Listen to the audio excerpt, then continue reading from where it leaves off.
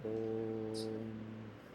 शुक्लां ब्रह्मविचारसारपरमामाद्यां जगद्व्यापिनीं वीणापुस्तकधारिणीमभयदां जाड्यान्धकारापहां हस्ते स्फाटिकमालिकां विदधतीं पद्मासने संस्थितां वन्दे तां परमेश्वरीं भगवतीं बुद्धिप्रदां शारदाम् नत्वा सरस्वतीं देवीं शुद्धां गुण्यां करोम्यहं पाणिनीयप्रवेशाय लघु सिद्धांत लघुसिद्धान्तकौमुदी कौमुदी। लघु सिद्धांत कौमुदी के अव्यय। अच्छा, उसके पूर्व, उसके पहले कल आभा माता जी एक प्रश्न पूछ रहे थे। ये अगर दो क्या प्रश्न था माता जी? दो जो टी संज्ञा होता है उसमें मैक्सिमम 2 ही अक्षर आते हैं क्या? जी कभी 2 हलंत्य मिलेंगे हमें, हाँ। तो 3 अक्षर हो सकते हैं क्या? हाँ हाँ जी, ये प्रश्न था। तो वास्तव में कल ही हमारे एक शब्द था, वो मन में नहीं आया। मैं सोच रहा था, नहीं आया। ऊर्क शब्द। तो ये देखिए, ये क्या ये क्या है? रात सस्य करके एक सूत्र देखा हम अजंत पुल्लिंग प्रकरण में। आप इतना पढ़िए, ये वृत्ति में क्या लिखा है? रेफात संयोगांतस्य, वहाँ से रेफात् संयोगान्तस्य सस्यैव लोपो नान्यस्य। हाँ, रेफात संयोगांतस्य सस्य एव लोपः। अर्थात अगर शब्द के अंत में रकार है और कुछ और अक्षर है, मतलब उपधा है रकार, अंतिम कुछ हल है, उपधा रकार है, और रकार के पूर्व एक और स्वर है, तो फिर अगर वो अंतिम अक्षर सकार है तो फिर सकार का लोप होगा। अगर सकार नहीं है, कुछ और हल है, तो उसका हल लोप नहीं होगा। जैसे ऊर्क शब्द, ऊर्क शब्द में अंतिम अक्षर क्या है? ऊर्क। हलंत है क, हाँ ठीक है, और तो उपधा क्या क है? है। क है, और उपधा ऊर्क, ऊर्क। र, हाँ, र है, और र के पहले, र के पूर्व क्या है? ऊ ऊ दीर्घ, है। हाँ, तो टी संज्ञा क्या होगा इसमें? पूरा ऊर्क। बस ये है। तो अगर अंत में, ये कल ही आया था ना ऊर्क शब्द, जकारांत में शायद था कल, ऊर्जा वगैरह आया था ना। वो दोनों में अच्छे है ना, इसलिए टोटली आता है ना टी संज्ञा। जी जी, इसलिए ये जी, देखिए ऊर्क शब्द है यहाँ ऊर्क पर शब्द अहन सूत्र हाँ में। हाँ। तो आपका प्रश्न था अंत में कुछ हो सकता है क्या? वास्तव में संयोगांत से लोप से हर अंतिम अक्षर जाएगा, लेकिन ये जब रकार है, रेफ है, एक है। फिर केवल अगर सकार है तो लोप होगा। सो लोप, अगर सकार नहीं है तो लोप नहीं होगा, इस प्रकार। तो सारे ऊर्क, ऊर्ग, ऊर्ज, हाँ, ऑल ऊर्ज, ऐसे। ऊर्ज, ऊर्ज नहीं, ऊर्ज, ऊर्ज। ऊर्क, ऊर्ग वगैरह जी। ठीक है। तो आज का विषय है अव्यय, अव्यय शब्द, अव्ययान, अव्यय प्रकरणम। ये वृत्तिकार बहुत शब्द का विवेचन किए हैं, हम देखेंगे। जो बहुमुख्य है वो देखेंगे इस पृष्ठ में जो भी है। अच्छा, पहले स्वरादि निपातम अव्ययम। सुरादि निबादम अव्ययम। हाँ, स्वरादि निपातम अव्ययम। स्वामी जी आप ही कृपया पठतु, ये पृष्ठ में जो है प्रायस, यहाँ तक आप पठतु कृपया। सुरादयो निबादच्च अव्ययसंज्ञा अव्ययसंज्ञाः स्युः सुर सुर अंदर प्रादर पुनर सनुदर उच्चैस् नीचैस् शनैस् ऋदक् हृदय युगपत् आरात् पृथक् श्यास श्वस् दिवा शात्रो सायं शिरं मनाक् ईषत् जोषं तूष्णीं बहिष् आवस् समया निगषा स्वयं वेदा नक्तं नंच खेदो ईद्वा अद्वा सामी वद ब्रह्मणवत् ब्रह्मणवत् क्षत्रियवत् ब्राह्मण सना ब्राह्मणवत् क्षत्रियवत् सना सनत् सनात् उपदा तिरस् अंदरेण जोक कम शम सहसा विना नाना स्वस्ति सोदा अलम वषट सौषट वौषट अन्यत अस्ति उपांशु क्षमा विहायसा दोषा वृषा मिद्या मुदा पुरा मिदो मिदस प्रायस। धन्यवाद है स्वामी जी। तो आप सब शायद सोचते होंगे ये क्या मतलब वृत्ति में कभी कभी एक पंक्ति होता है, 4-5 शब्द होते हैं, ये क्या इतने हैं? ये सब अलग अलग अलग अव्यय हैं। तो स्वरादि निपातेम, पहले ये पंक्ति देखिए, स्वरादयो निपाताः च अव्यय संज्ञाः। ये संज्ञा सूत्र है, स्वरादयो निपाताश्च अव्यय संज्ञाः स्युः। पहले निपात करके एक आया था, संधि प्रकरण में एक सूत्र आया था निपात करके, चादयो प्रादयो हो, ये सब च आदि जो उपसर्ग है वो सब च और कभी कभी प्र अपि, वो सब निपात शब्द हैं। अर्थात वो लिंग वगैरह नहीं लेते, वो बदलते नहीं, पुल्लिंग में एक स्त्रीलिंग में वैसे नहीं होता। ये अव्यय भी है। अव्यय के बारे में एक और श्लोक है नीचे, वो देखेंगे आज ही। लेकिन ये सब अव्यय होते हैं, स्वर अंतर प्रातर पुनर। तो अगर आज टाइम मिला अंत में तो हम भैमी में देखेंगे, क्योंकि बहुत उदाहरण दिए हैं वहाँ पे अलग अलग ग्रंथ से। तो ये देखिए स्वरांतर प्रातर पुनर वगैरह, तो पूरा पढ़ेंगे फिर देखेंगे क्या अर्थ है। आभा माता जी कृपया पढ़, तो ये पृष्ठ में जो है मुहुस् प्रवाहुकम प्रवाहिका आर्यहलम अभीक्षणम साकम सार्धम नमस् हिरुक धिक अथ अम आम प्रताम प्रशान प्रतान मा मांग आकृति गणोयम च वा ह अह एव एवं नूनम शश्वत युगपत भूयस कूपत कुवित नेत चेत चणकच्चित यत्र नह हंत माकिहि माकिम नाकिहि नकिहि नकिम मांग नै यावत् तावत् त्वयि द्वयि न्वै रै श्रौषट वौषट स्वाहा स्वधा वषट तुम तथा ही खलु किल किल। हाँ, सम्यक, धन्यवाद माता जी। तो इसमें सब है मुहुस वगैरह माँ मांग तक। फिर एक यहाँ पे आया है आकृति गणोयम।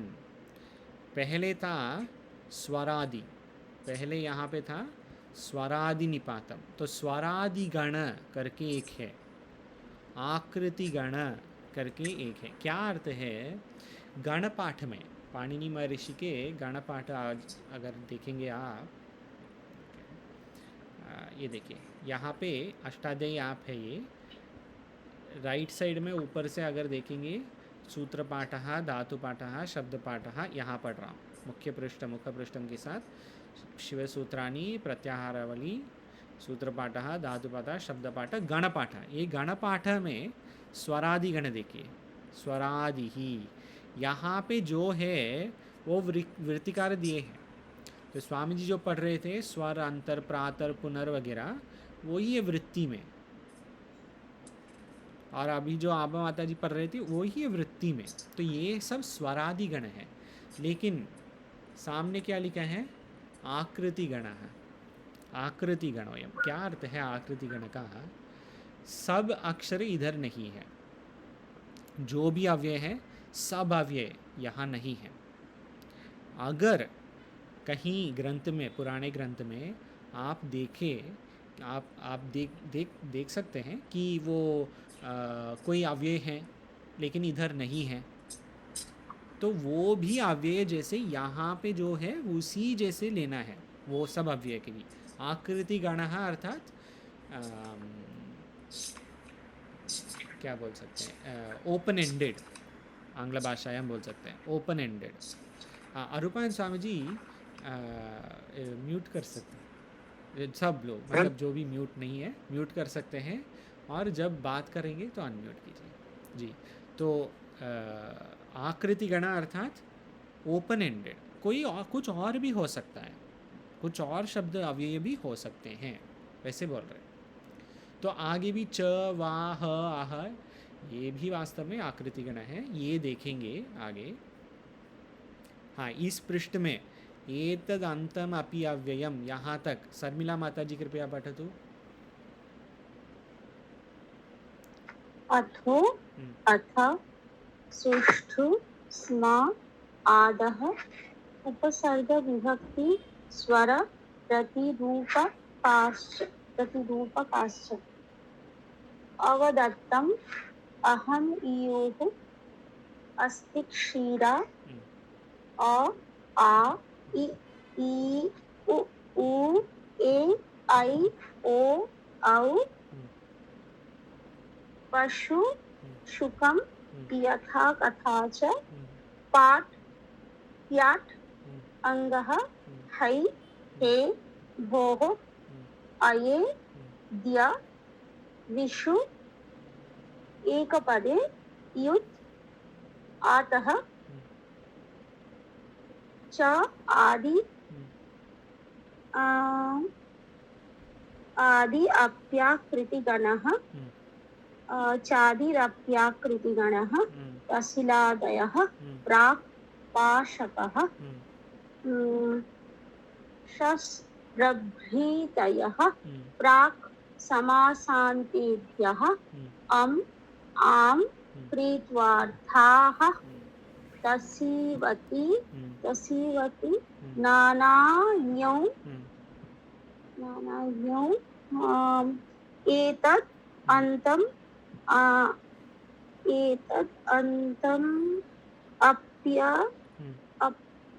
अप्यव्ययम्। सम्यक, धन्यवाद।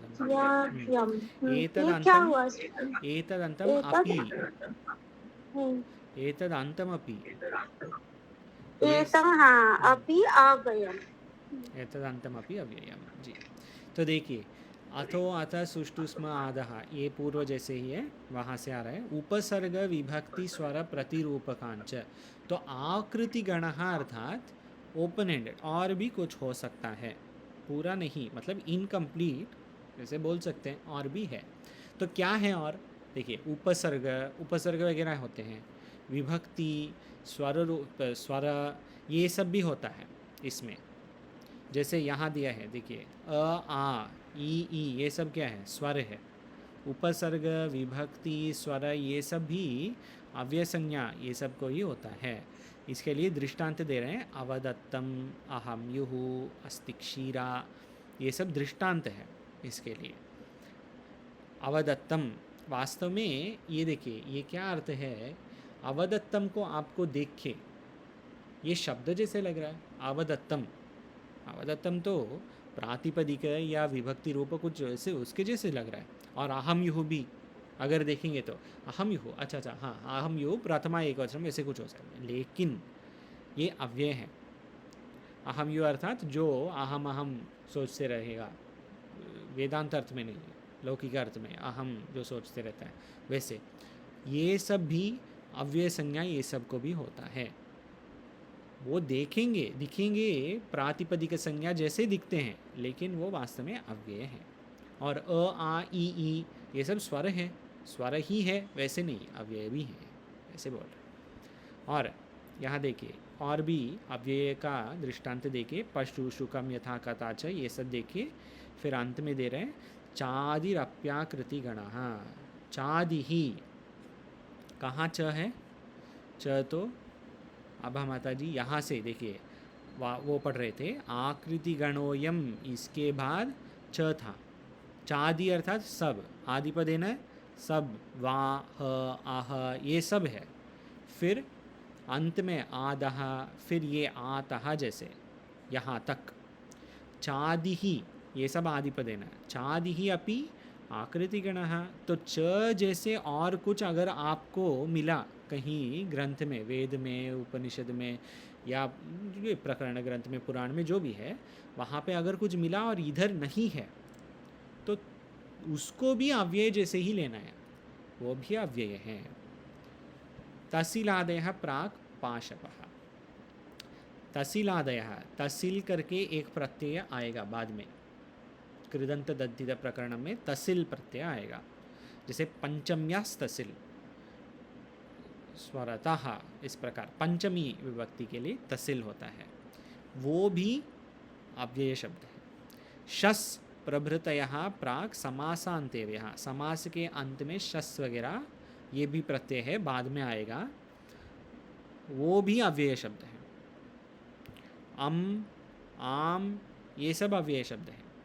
कृत्वोर्थः, तसीवती, नानायौ, ये सब अव्यय। और एक और मुख्य पंक्ति है अंत में, एतद अंतमपि अव्ययम्।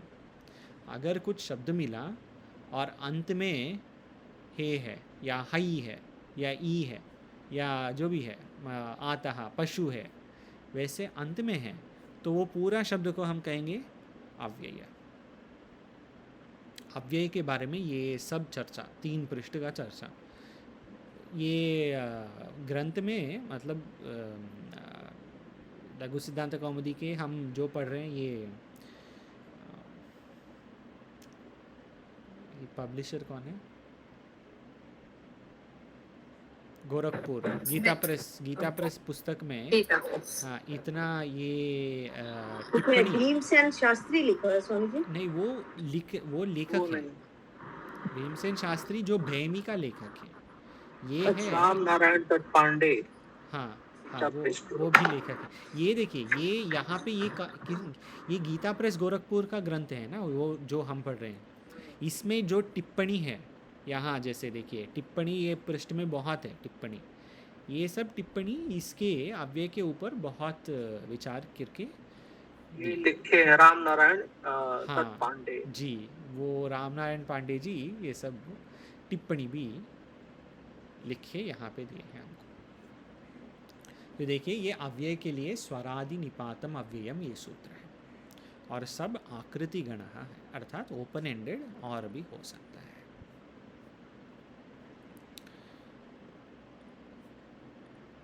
आपका ये अच्छा आचार्य जी, हाँ, ये याद कैसे रखें, इसको लिस्ट कैसे बनाऊं? हाँ वही भी थोड़ी बोल रहा टेक्निक बता दीजिए जी। तो इसमें लिस्ट याद कैसे रखना है, 2-3 बार पढ़िए पूरा तीनों पृष्ठ, क्योंकि ऐसे कुछ सिस्टम नहीं है माता जी, ये अलग अलग है। जैसे ये देखिए, अ आ ई सब स्वर हैं, अवदत्तम अहम युह वगैरह वो प्रातिपदिक के जैसे लगता है लेकिन अव्यय है, और पूर्व जो है स्वरादि निपात शब्द हैं। तो इसमें ज़्यादा सिस्टम नहीं है, लेकिन आपको पढ़ के 2-3 बार पढ़ के फिर समझ में आ सकता है कि अच्छा ये प्रत्यय है। जैसे भो शब्द प्रत्यय है, च शब्द, च तो प्रत्यय है, तो मुख्य जो शब्द है उसके ऊपर और विचार कर सकते हैं, और देख लीजिए क्या क्या शब्द हैं तीनों पृष्ठ में जो भी है। आप जब टाइम मिलेगा आप खुद पढ़िए, पढ़ के समझ में आ सकता है, मन में रह सकता है कि ये प्रत्यय है, हाँ ये अव्यय है, प्रत्यय अव्यय यही है इसके लिए। वैसे मुझे कुछ सिस्टम नहीं दिखा, अगर आपको दिखा तो मुझे बता दीजिए, लेकिन समझने में मुझे कुछ सिस्टम, वैसे मैं पढ़ा भी नहीं वैसे और देखा भी मेरे आंख में वो नहीं आया, लेकिन अगर आपको मिला कुछ सिस्टम ये समझने के लिए, ये स्वरादि निपातम अव्ययम वाले सूत्र में समझने के लिए, याद रखने के लिए कुछ सिस्टम है तो बता दीजिए।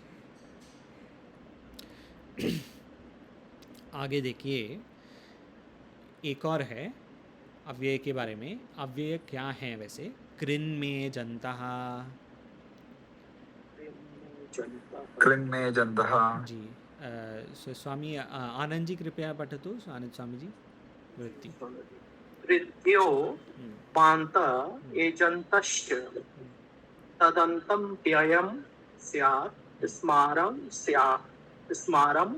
जीवसे पिबध्यै। जीवसे पिबध्यै, तो स्मारम ये है दृष्टांत। ये क्या बोल रहे हैं? कृन्मे जन्तः और जीवसे पिबध्यै भी दृष्टांत है। कृद यो म अंत एच अंतश्च तद अंतम अव्ययम स्यात्। बाद में आएगा एक प्रत्यय कृद अंत प्रत्यय। तो अभी हम पहले पूर्व देखा वो सु औजस अमौजस वगैरह, वो है सुबंत प्रत्यय। क्यों सुबंत है? क्योंकि पहले है सु और अंत में है सुप, तो ये पूरा सुबंत है, सुबंत प्रत्यय है। आगे आने वाला है तिङंत, धातु के लिए, धातु के लिए होगा तिङंत, वो प्रातिपदिक के लिए सुबंत। इससे और भी प्रत्यय होते हैं, जैसे धातु से सीधा आगे आएगा कोई कोई प्रत्यय, इनको उनको कहेंगे हम कृदंत प्रत्यय, और प्रातिपदिक से आने वाले प्रत्यय को कहेंगे हम तद्धित प्रत्यय, वो भी प्रत्यय होते हैं। तो यहाँ पे कृदंत प्रत्यय के ऊपर विचार है। कृन मेजंतः, कृदंत प्रत्यय के अंत में मकार है या एच है, उसको हम वो प्रत्यय को अव्यय कहेंगे, और वो प्रत्यय वाला शब्द को अव्यय कहेंगे। जैसे एच से क्या लेना है? एच, ए ओ आई औ। सम्यक। तो जिस प्रत्यय के अंत में मकार है, एकार है, ओकार है, ऐकार है, औकार है, ये सबको नाम होगा, ये भी अव्यय होंगे, ये शब्द भी। जैसे स्मारम, स्मारम के अंत में क्या है? स्मारम, स्मारम एक एक बहु प्रसिद्ध श्लोक भी है, स्मारम स्मारम जनिवृतम। तो स्मारम के अंत में अंतिम अक्षर क्या है स्मारम का? म। जीवसे के अंतिम का अंतिम, हाँ, और पिबध्य का अंतिम म ए आई, ये सब ये सूत्र के क्राइटेरिया में आ गया। जैसे कृद्यो म अंत और एच अंत, म अंत और एच अंत, म ए ओ आई औ, जो भी अंत में है, स्मारम में म, जीवसे में ए, पिबध्य में आई, ये सब अव्यय शब्द होते हैं। आगे देखिए, ये पूरा आज का विचार वैसे ही होगा, ये अव्यय है, वो अव्यय है, ये अव्यय है, वैसे ही। आगे देखिए, त्वातो सुन कसुनः, क्वातो सुन कसुनः, त्वातो सुन कसुनः। स्वामी रूपान स्वामी जी कृपया पढ़ो आप। एदंतम, जैसे सॉरी स्वामी जी, जैसे आद्यौ शब्द है ना, आद्यौ तौ, ऐसा हमारा एक जो आद्यौ, ये प्रत्यय होगा? नहीं, औ अंत में? ये अच्छा, हाँ, अच्छा प्रश्न है। ये प्रत्यय नहीं होगा। क्यों? क्योंकि आद्यौ में अव्यय नहीं, हाँ, अव्यय नहीं होगा। क्यों अव्यय नहीं होगा? क्योंकि आद्यौ जो है सप्तमी एकवचनम का रूप है, आदि शब्द का, आदि शब्द का सप्तमी एकवचनम है आद्यौ, इन द बिगिनिंग, आदि में, ऐसे वो है सुबंत प्रत्यय। यहाँ पे क्या दिया है? कृद्यो, कृदंत प्रत्यय, जो कृदंत प्रत्यय के अंत में मकार एच है, वो सब अव्यय होंगे। आद्यौ तो रूप है, अव्यय का अर्थ क्या है? अव्यय का अर्थ है विभक्ति नहीं होता, लिंग नहीं होता, वचन नहीं होता। तो आदि शब्द के सप्तमी एकवचनम रूप जो है वो अव्यय नहीं कहेंगे। कृदंत बाद में आएगा, जिनको ये समझ में नहीं आ रहा है, ये अग्रिम जो प्रकरणम है वो धातु प्रकरणम, और वो धातु के बाद कृदंत है, तद्धित वो सब। हाँ स्वामी रूपान स्वामी जी कृपया पठतु वृत्ति। एदंतम अव्ययम कृत्वा उदेदोः विसृपः। सम्यक्, एतदन्तम अव्ययम, एतदन्तम अव्ययम कृत्वा उदेतो विसृपः। देखिए क्या दिए हैं, त्वा, तोस, सुन, तोसुन, कसुन, तीन प्रत्यय इधर। जैसे कृन में जंत में जिस प्रत्यय के अंत में मकार है, जिस प्रत्यय के अंत में एच है, वो सब अव्यय है, कृत प्रत्यय के। यहाँ पे और तीन प्रत्यय के नाम दिए हैं, त्वा, तोसुन, कसुन। उसके लिए एक एक दृष्टांत है। त्वा प्रत्यय के लिए दृष्टांत है कृत्वा, कृत्वा अर्थात कर चुका।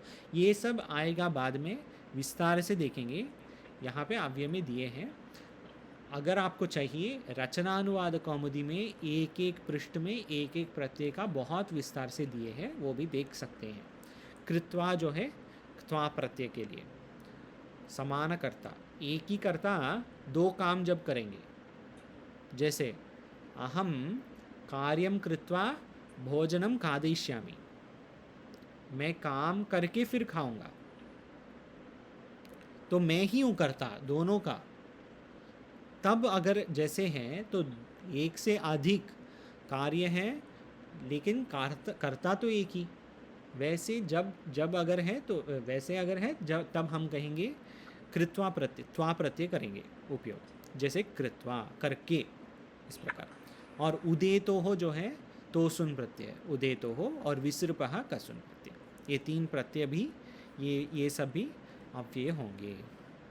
और फिर दो और सूत्र हैं, अव्ययी भावश्च, अव्ययी भावच्छा, ये ज़्यादा नहीं मैं ही पढ़ सकता, अधिहरि। अव्ययी भाव करके एक समास है। मुख्य 4 प्रकार के समास हैं। इसमें अव्ययी भाव जो है एक है, ये भी बाद में आएगा, कुछ ज़्यादा नहीं बोल सकते हैं अब। लेकिन अव्ययी भाव समास के जो शब्द हैं वो सब अव्यय होते हैं। जैसे अधिहरि जो है ये अव्ययी भाव समास का शब्द है, इसमें अव्ययी भाव समास है अधिहरि में। अनुवृत्ति ये भी अव्ययी भाव समास। इस प्रकार जैसे शब्द हैं वो सब शब्द भी हम कहेंगे अव्यय। एक अंतिम एक सूत्र है आज का, अव्ययाद आप सुपः।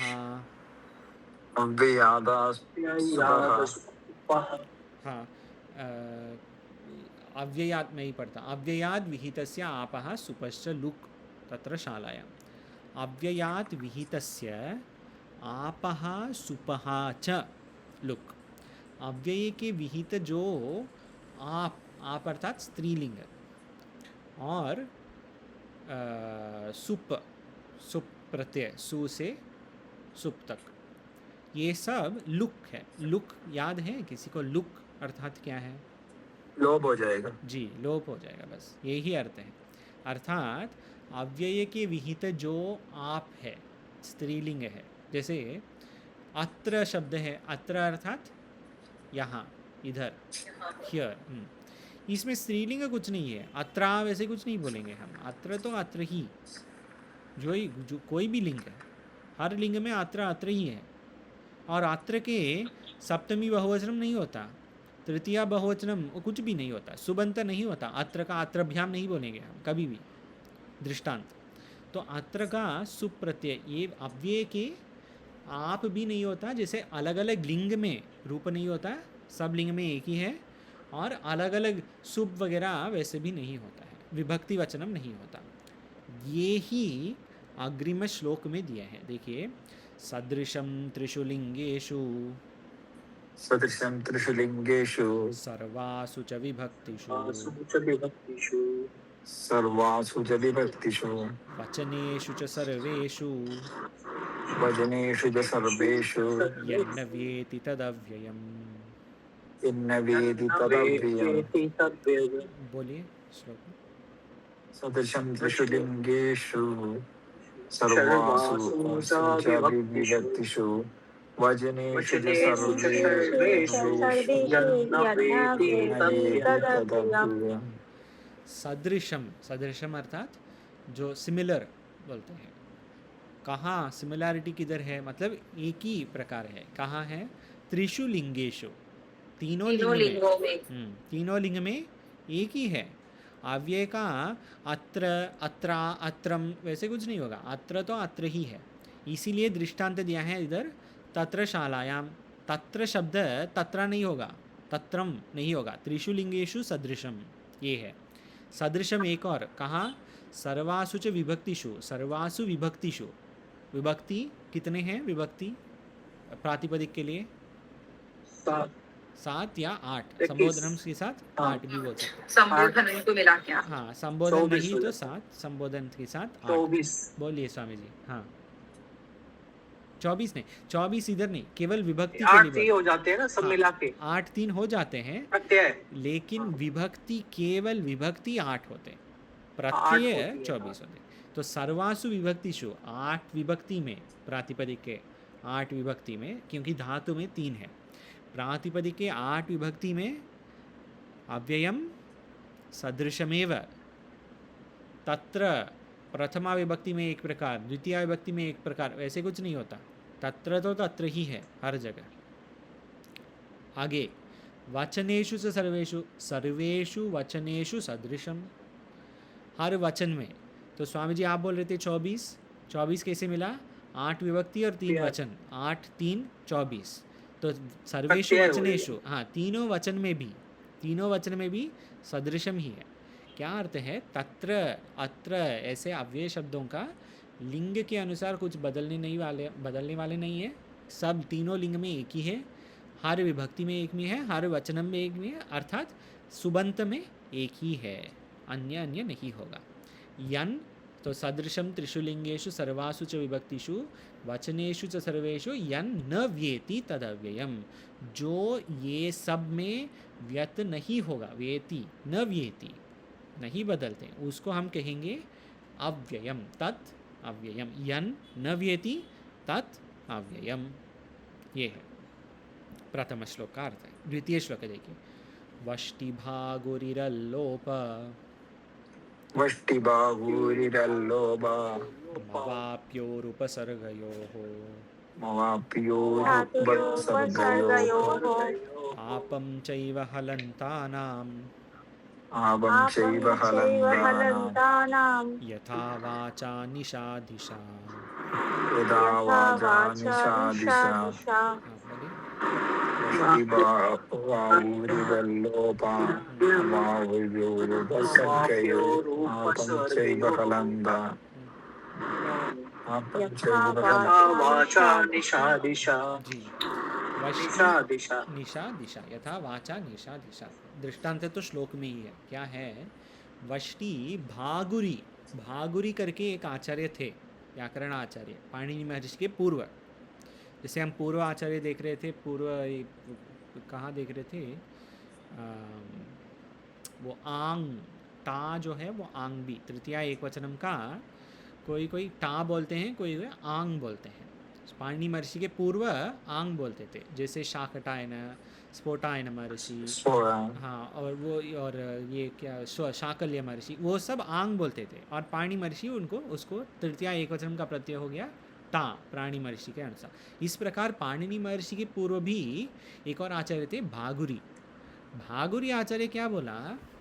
भागुरी आचार्य ने बोला ये उपसर्ग जो है, वष्टि भागुरी अल्लोपम अवाप्योर उपसर्गयो हो, दो उपसर्ग, उपसर्गयो हो, ये द्विवचनम है, दो उपसर्ग है। क्या है दो? अव और अपि।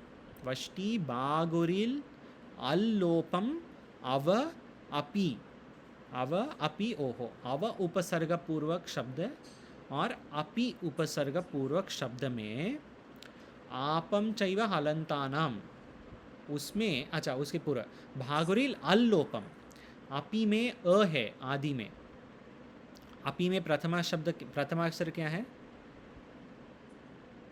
अ है, और अव का तो ये भागुरी आचार्य क्या बोला? अगर अपि उपसर्ग पूर्वक या अव उपसर्ग पूर्वक कुछ शब्द मिला आपको, तो ये पूर्व प्रथम जो आकार है उसका लोप कर सकते हैं। जैसे दृष्टांत देखिए, अवगाह, ये अव उपसर्ग पूर्वक शब्द है, इसमें अवगाह में प्रथमा अक्षर है अव, अवने अ, तो ये अ का लोप हो सकता है, लोप होके वगाह, ये भी बोल सकते हैं। ये भागुरी आचार्य के मत है।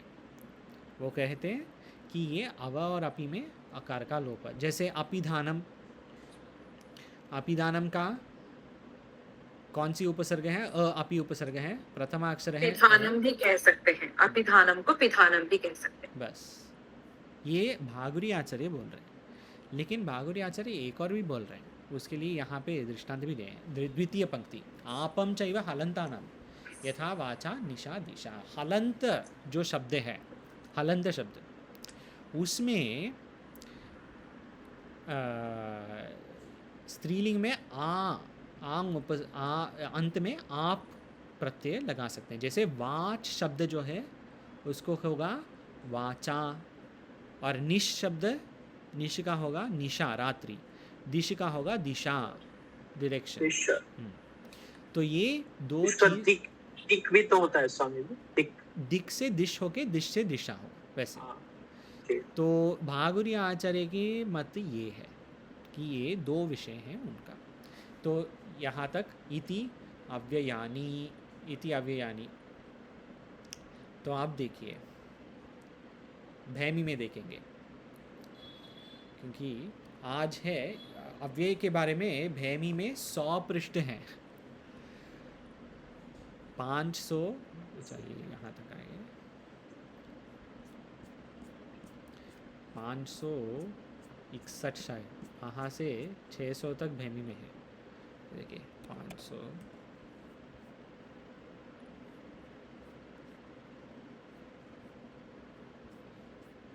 हाँ यहाँ से शुरू होता है। अथ अव्यय प्रकरणम पृष्ठ क्रमांक 515, 515, यहाँ से ग्रंथ के अंत तक अव्यय प्रकरणम ही है। लेकिन भैमिकार क्या किए हैं, बहुत अलग अलग अव्यय के लिए अर्थ भी दिया उन्होंने और उदाहरण भी दिए हैं, कहाँ आता है, कौन सी अव्यय। तो मुख्य अव्यय जो है उसके ऊपर हम थोड़ा सा विचार कर सकते हैं आज, जो बहुत प्रयोग होता है। जैसे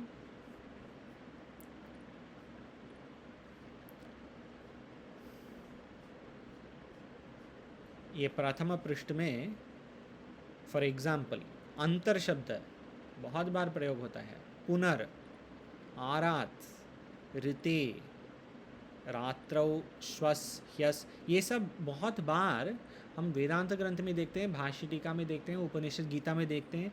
इसीलिए हम इसके ऊपर थोड़ा सा विचार करेंगे। जो मुख्य अव्यय हैं,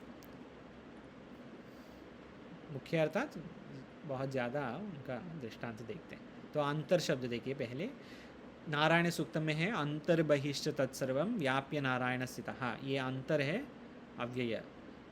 यहाँ पे याज्ञवल्क्य स्मृति का एक उदाहरण दिया है, त्वमग्ने सर्वभूतानाम अंतश्चरसी साक्षिवत। अंतश्चरसी जो अंत में अंदर है, अंतर्देवान मर्त्याश्च ऋग्वेद का उदाहरण, ये अंदर के लिए। और प्रातर देखिए, प्रातर के लिए सुभाषितम एक है, प्रातर्द्यूत प्रसंगेन मध्याह्ने स्त्री प्रसंगतः रात्रौ चोर प्रसंगेन कालो गच्छति धीमताम। क्या कहते हैं देखिए, क्या है द्यूत प्रसंग अर्थात महाभारतम। प्रातः काल में महाभारत के ऊपर विचार कर सकते हैं। स्त्री प्रसंग अर्थात रामायणम, मध्याह्न में रामायण के ऊपर विचार। और रात्रौ चौर प्रसंग, चौर भगवान श्री कृष्ण, तो जो घी का मक्खन का मक्खन चोर, उनके ऊपर भागवतम का विचार कर सकते हैं रात्रि में। रात्रौ चौर प्रसंगेन कालो गच्छति धीमता। वैसे धीमान, धीमान जो है बुद्धिमान, वैसे काल को काल में जाता है, मतलब काल वैसे यूज़ करता है वो धीमान, एक सुभाषितम है। तो प्रातः काल के ऊपर वैसे दिए हैं। पुनर्शब्द देखिए, पुनर्शब्द भस्मीभूतस्य देहस्य पुनरागमनम कुतः, ये मुख्य है। ये किसके लिए मुख्य है? चार्वाक दर्शन में ये ही उनका प्रतिज्ञा वाक्य है। भस्मीभूतस्य देह से, ये देह जो है मतलब उनके देह भस्म में होने वाला है। तो पुनरागमनम कुतः, वापस आने का क्या मतलब, वो जो देह भस्म में जाता है, भस्म होता है, उसका आगमन कहाँ से, आगमनम, तो वो नहीं मानते हैं ना ये पुनर्जन्म वगैरह। तो वैसे बोलते हैं वो चार्वाक, भस्मीभूत से देह से पुनरागमनम कुतः। यहाँ पे पुनर्शब्द है, पुनर्शब्द जो है अव्यय। तो हम वैसे ही करते हैं ना आदर्श शब्द। हाँ बोलिए। चार्वाक कहते हैं स्वामी जी, हाँ चार्वाक कहते हैं हाँ कि पुनर्जन्म नहीं होता है, वो मत नहीं मानते हैं ना। तो इसीलिए वही कहते हैं कि 100 वर्ष तक जियो, ऋण लेके घी पियो, बस जो चाहिए करो बस, क्योंकि इसके बाद देह बस। जाने के बाद कहाँ जाना है, वैसे बोलते हैं। तो यही ये वो उनका तर्क ये है, ये देह तो भस्म में जाएगा वैसे। तो हम पूर्व आदर्श शब्द, तत्शब्द, ये सब शब्द के को लेके अस्मद युष्मद, ये सब को लेके भगवत गीता में शब्द देख रहे थे, दिव धातु, दिवि देवेशु आपना वगैरह। तो ये देखिए, ये अव्यय शब्द में संधि नहीं होता है ना महाराज जी। एक सेकंड माता, एक सेकंड स्वामी जी, भैमी शब्द, भैमिकार है वो ही कर रहे हैं इधर। हाँ स्वामी जी क्या बोल रहे हैं, कहाँ संधि नहीं है? अव्यय शब्द में संधि नहीं होता है ना। अव्यय जो है व्यय, न व्ययते इति अव्यय, न व्यतते इति हाँ। अव्यय, वैसे जो डिक्लाइन नहीं होगा। जैसे राम शब्द का डिक्लिनेशन है ना, सब विभक्ति में है और वचनम में अलग अलग है। अव्यय का ये वैसे व्यर्थ नहीं होगा, तो उसको कहेंगे अव्यय। ये वास्तव में नए समास है, समास नॉट संधि। आगे देखिए, सायं शब्द, सायं भी अव्यय है। महाभारत के एक श्लोक दिए हैं, सायं प्रातर्मनुष्याणाम अशनं वेद निर्मितं नान्तरा भोजनम दृष्टम उपवासी तथा भवेत्। ये महाभारत के सायं काल के ऊपर एक, सायं शब्द के ऊपर एक शब्द है। एक स्वामी जी नारायण उपनिषद में भी तो है। हाँ है, बहुत है। सायमधियानो दिवसकृतं पापं नाशयति, जी, प्रातरधियानो रात्रिकृतं पापं नाशयति। सायं प्रातः, ये देखिए उपनिषद में है। ये ही है, भयमिकार सब नहीं देंगे तो हमारे भी बहुत होते। जैसे ये देखिए बहिष शब्द, बहिष में मांडू के उपनिषद में है, न बहिष्प्रज्ञम नान्त प्रज्ञम न बहिष्प्रज्ञम, वो है ना। लेकिन यहाँ पे दिया नहीं, उन्होंने मनुस्मृति का एक उदाहरण दिया है, उत्तर रामायण वगैरह। लेकिन माताजी जैसे आप बोला, बहुत मिलेंगे हमको ये जो, क्योंकि ये अव्यय शब्द है, बहुत कॉमन है, प्रयोग तो बहुत ज़्यादा है इनका। जैसे अधस शब्द, अधस शब्द तो चांदोगी में आता है, और मुंडक में भी शायद है। वो ब्रह्म, हर दिशा में ब्रह्म है। अधस्तात, अधस्तात शब्द आता है। तो जैसे माताजी आप बोल रहे हैं, अलग अलग उपनिषद से हमको भी बहुत मिलेगा। हाँ, ये अच्छा विचार है। गृह कार्य भी कर सकते हैं, बहुत, एक दिन नहीं, बहुत दिनों का गृह कार्य कर सकते हैं। एक एक अव्यय को लेके कहाँ आता है वैसे। जो गोविंदम में भी आता है ना, सायं प्रातः शिशिरवसन्तौ जी पुनराय। बिल्कुल, हाँ। ये शायद यहाँ पे नीचे है कहीं पे, भैमिकार ने दिया है भज गोविंदम का, शायद नीचे है, लेकिन है बिल्कुल, भज गोविंदम में है। और भैमिकार गीता भी कोट कर रहे हैं। देखिए, योग युक्तो मुनिर्ब्रह्म नचिरेणादि गच्छति, न के, न शब्द के लिए नचिरेणादि, लेकिन वास्तव में न शब्द के लिए बहुत होगा। योग युक्तो मुनिर्ब्रह्म नचिरेणादि गच्छति, बहुत अच्छा दृष्टांत दिए हैं इधर। तो ये जब आपको इंटरेस्ट है या टाइम है, देख सकते हैं। देखिए रामायण में सहसोत्पतिताः सर्वे श्वासनेभ्यः ससंभ्रमण, ये है सहसा शब्द के लिए। सहसा अर्थात विना। अच्छा, ये भी देखना है, एक देख सकते हैं इसके पूर्व। एक अच्छा विचार है इधर, ये स्वरादि निपातम अव्ययम, इसमें देखिए एक दे है ऋते, एक शब्द है सहसा। सहसा किधर है? शम के बाद है सहसा, कम शम सहसा बिना। हाँ Third यहाँ last हाँ fourth. हाँ जी जी धन्यवाद। सहसा है और फिर विना है। ये सब का अर्थ एक ही है, विदाउट, इसके बिना, वही है ऋते सहसार बिना। लेकिन एक जगह बहुत लोग कंफ्यूशन होता है। ऋते शब्द जो है, ऋते, इसको ऋतम के साथ कंफ्यूज कर सकते हैं लोग। ऋतम अलग है, ऋतम सत्यम होता है। ऋतम वदिष्यामि बोलते हैं ना सब, सुबह गणपति अथर्वशीर्ष। गणपति हितं अथर्वशीर्ष वदिष्यामि सत्यम सत्यं वदिष्यामि। वदिष्यामि। ये ऐतरेय उपनिषद, मतलब ऋग्वेदीय उपनिषद के शांति मंत्र है ना, ऋतम वदिष्यामि सत्यम वदिष्यामि तन्मामवतु तद्वक्तारमवतु वगैरह। वो ऋतम है, सत्यम। ऋते है विना, ये कंफ्यूज नहीं होना, ऋतम और ऋते। और श्वस, भैमिकार ऊपर नीचे शायद जा रहे हैं। श्वस नहीं मिला ना, सहसा तक गए। श्वस जो है, श्वस के लिए है बहुत कठ उपनिषद में है श्वस। श्वस अर्थात कल, कल अर्थात आने वाले कल, टुमारो। और ह्यस है ह्यः, यस्टरडे। श्वस के लिए श्वभावामर्त्यस्य यदंत प्रैतत यदंत कैतत सर्वेन्द्रियाणाम जनयन्ति तेजः, वो है कठोपनिषद। तो ये वास्तव में हम एक एक उपनिषद में देख सकते हैं हर शब्द के लिए। मुख्य शब्द भूमिकार ने दिया, वो देख रहे हैं। भगवद गीता में एक और है नाना शस्त्र, नाना शब्द के लिए नाना शस्त्र प्रहरणाः सर्वे युद्ध विशारदाः प्रथम सर्वे अध्याय में आता है। युद्धविशारदाः। नाना, नाना अर्थात अनेक, कई, अनेक प्रकार का, अनेक, कई, लेकिन विना भी, severals। नाना अनेक है, विना भी बोल सकते हैं कहीं कहीं नाना का। और कठोपनिषद का बृहदारण्यक में भी है, वास्तव में ये है मृत्योस मृत्युम आपनोति यही है नानेव पश्यति, नाना इव पश्यति, अलग अलग जैसे देखते हैं वो अज्ञान काल में। वो कठोपनिषद और बृहदारण्यक दोनों में नाना शब्द है, उसके ऊपर थोड़ा विचार है। मृत्यु अलग अलग दिखाई पड़ती है। मृत्यो हो समृत्युम आपनोति, मृत्यु से मृत्यु जाते हैं, वैसे यही है नानेव पश्यति, जो नाना देखते हैं उनका गति वैसे। और देखिए ये अथ शब्द, हाँ अथ शब्द का मुख्य, ये बहुत अच्छा है। अथ शब्द में ऊपर विचार कर सकते। अथ केन प्रयुक्तोयम पापम चरति पुरुषः, गीता के 3 अध्याय अनिच्छन्नपि वार्ष्णेय, वो है अथ केन प्रयुक्तोयम। फिर अथ चेत त्वमिमं धर्म्यं संग्रामं न करिष्यसि, वो भी गीता का एक और अथ शब्द का। अथ शब्द का बहुत अर्थ होते हैं, 8 अर्थ होते हैं शायद अथ शब्द का। एक सूत्र है, पाणिनि महर्षि के सूत्र हैं अथ शब्द के ऊपर।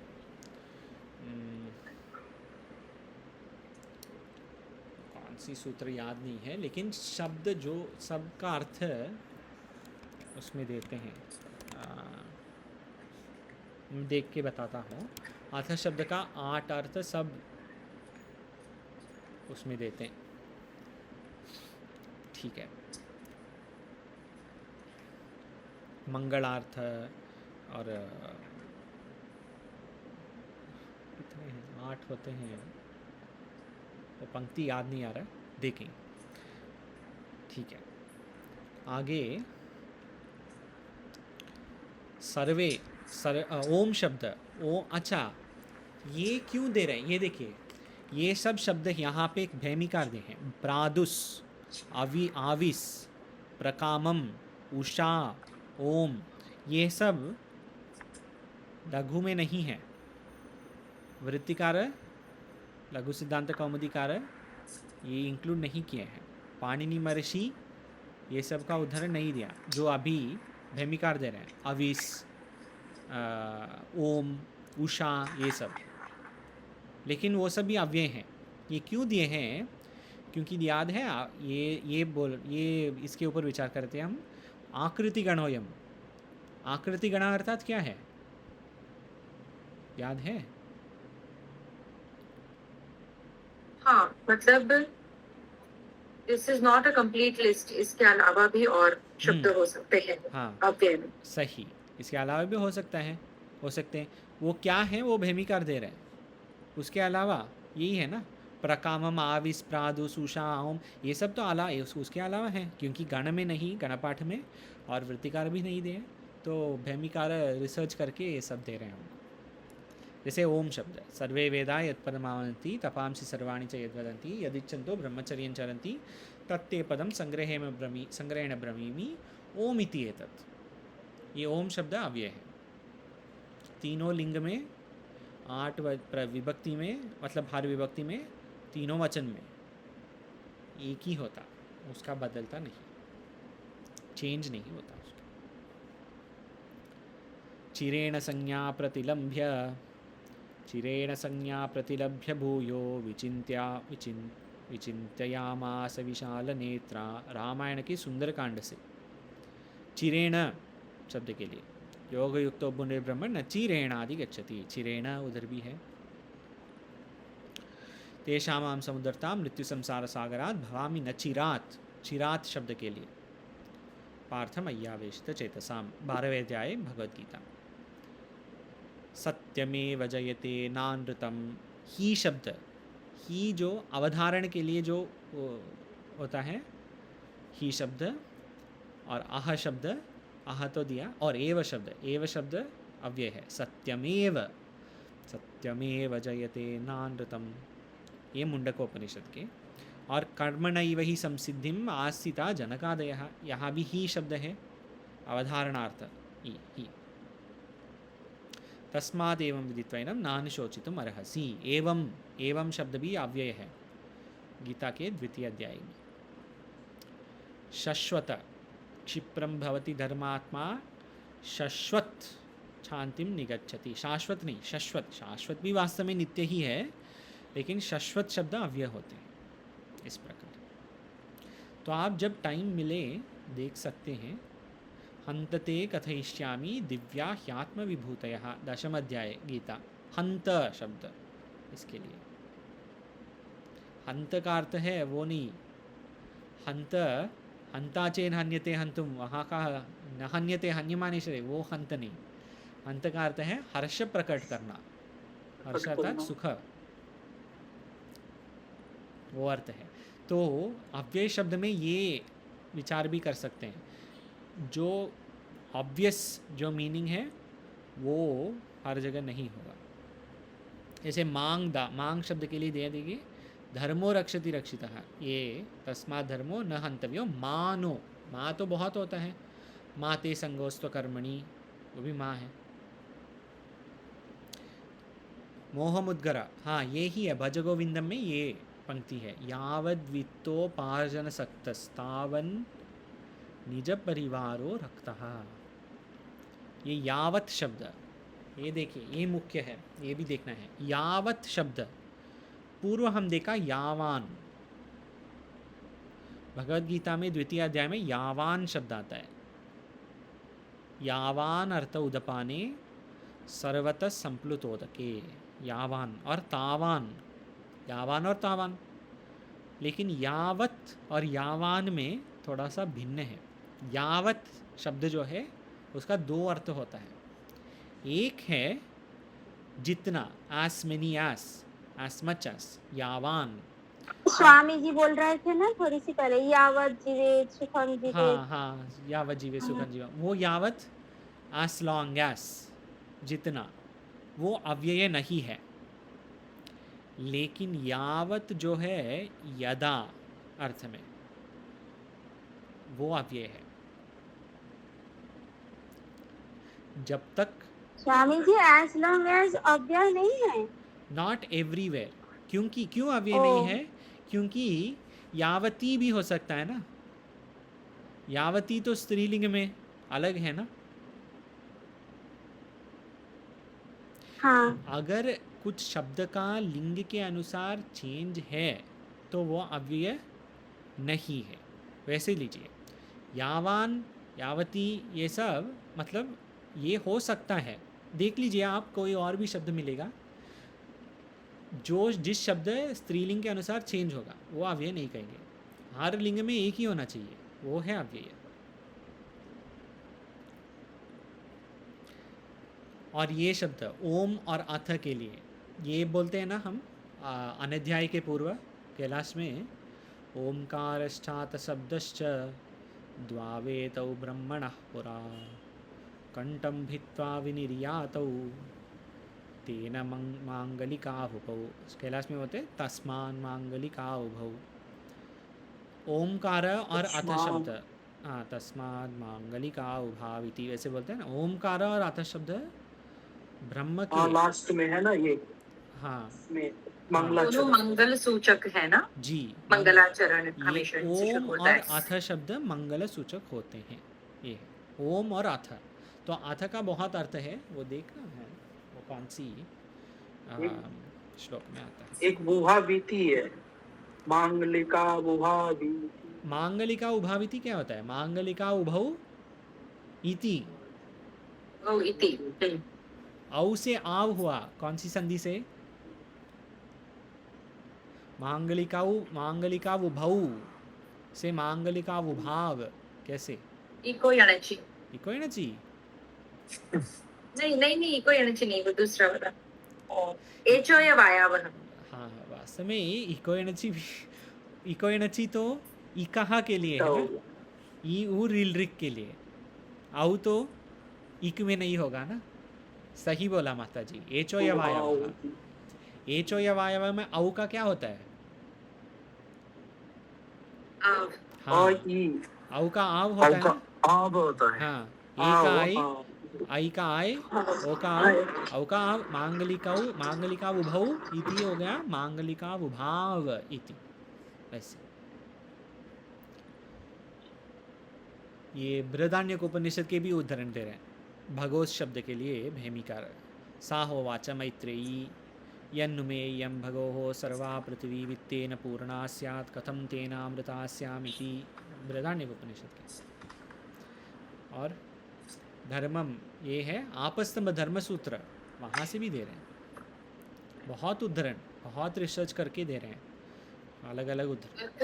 अथ योगानुशासनम, हाँ, वो भी वैसे ही शुरू अथ होता है। योगानुशासनम और ब्रह्मसूत्र का, बृहदारण्यक उपनिषद भी अथ से शुरू होता है ना, इसका भी। ब्रह्मसूत्र का प्रथम सूत्र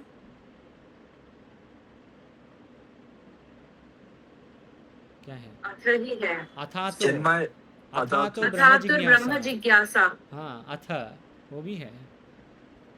अथ, वहाँ पे अथ शब्द वहाँ देख सकते हैं, वहाँ पे अथ शब्द के विचार के ऊपर विचार बहुत करे भाष्यकार हमारे आचार्य भी। जब ब्रह्मसूत्र पाठ था, मतलब वहाँ था वो प्रथम सूत्र के ऊपर विचार, बहुत अथ शब्द के अलग अलग अर्थ देख रहे थे। ठीक है, टाइम हो गया, लेकिन आप देख सकते हैं ये पूरा भैमिकार कितने उदाहरण ये हैं।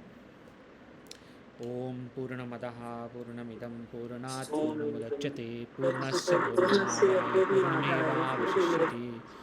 ओम शांति शांति शांति।